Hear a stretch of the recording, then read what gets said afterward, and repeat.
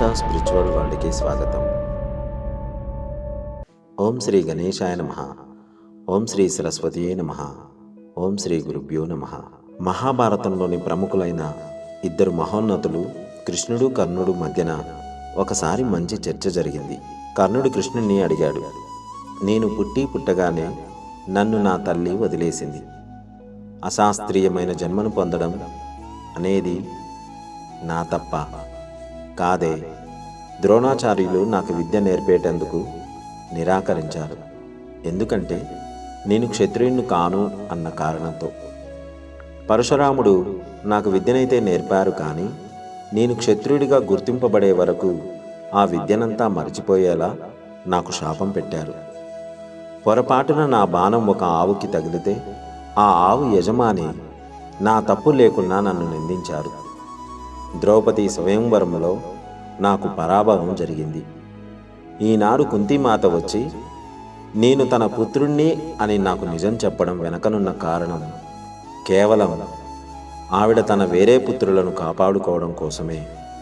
నేనంటూ ఏదన్నా పొందాను అంటే అది దుర్యోధనుని దయాధర్మం వల్లనే. అలాంటప్పుడు నేను దుర్యోధనుని పక్షాన ఉండడం తప్పేలా అవుతుంది అని చెప్పాడు కర్ణుడు.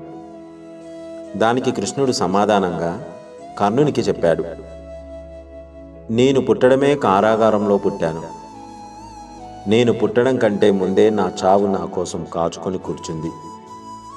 నేను పుట్టిన రాత్రే నా కన్న తల్లి తండ్రి నుండి వేరు చేయబడ్డాను. చిన్నతనంలో నువ్వు కత్తులు, రథాలు, బాణాలు, గుర్రాలు ఇలాంటి శబ్దాల మధ్య పెరిగావు. నేను గోశాలలో పేడవాసనల మధ్యన ఉన్నాను. నా చిన్నతనంలో నన్ను చంపేందుకు నా పైన ఎన్నో దాడులు జరిగాయి. అప్పటికి నాకు నడిచే వయసు కూడా రాలేదు, కానీ ఎన్నో దాడులు ఎదుర్కొన్నాను. నా చుట్టూ ఉన్నవారు వారి సమస్యలకు నేనే కారణమని నన్ను నిందించేవారు కూడా. నాకు సైన్యము లేదు, విద్య కూడా లేదు. మీరందరూ మీ విద్యాభ్యాసం పూర్తి చేసుకొని మీ ప్రతిభలకు మీ గురువుల నుంచి అభినందనలు పొందే వయసుకు నేను విద్య నేర్చుకునేందుకు నోచుకోలేదు కూడాను. సాందీపుని ఋషి వద్ద నా 16వ ఏట నా చదువు ప్రారంభమయ్యింది.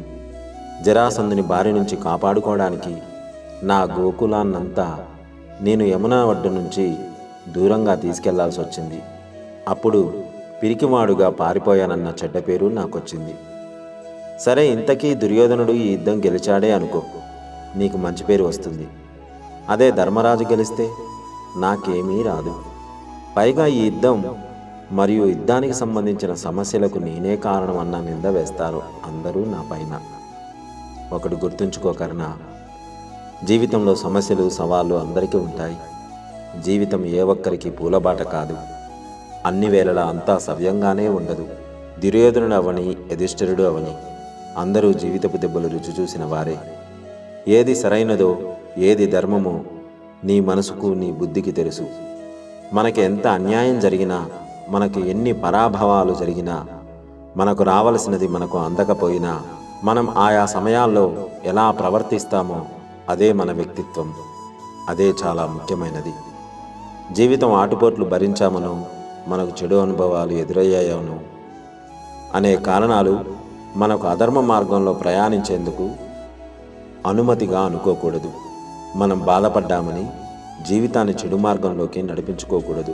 ఏ పరిస్థితుల్లో అయినా ధర్మాన్ని వదులుకోకూడదు అని కర్ణుడికి శ్రీకృష్ణ భగవానుడు బోధించాడు. కృష్ణం వందే జగద్గురుం. ఇలాంటి మరిన్ని వీడియోలు చూడడానికి మా అనంత స్పిరిచువల్ వరల్డ్ ఛానల్ని సబ్స్క్రైబ్ చేసుకోండి. సర్వే జన సుఖినో భవంతు. గోవులను సేవించండి, గోవులను రక్షించండి. ప్రకృతిని కాపాడడం మన ధర్మం. దయచేసి ప్రతి ఒక్కరూ ఒక్క మొక్కైనా నాటండి. నమస్కారం.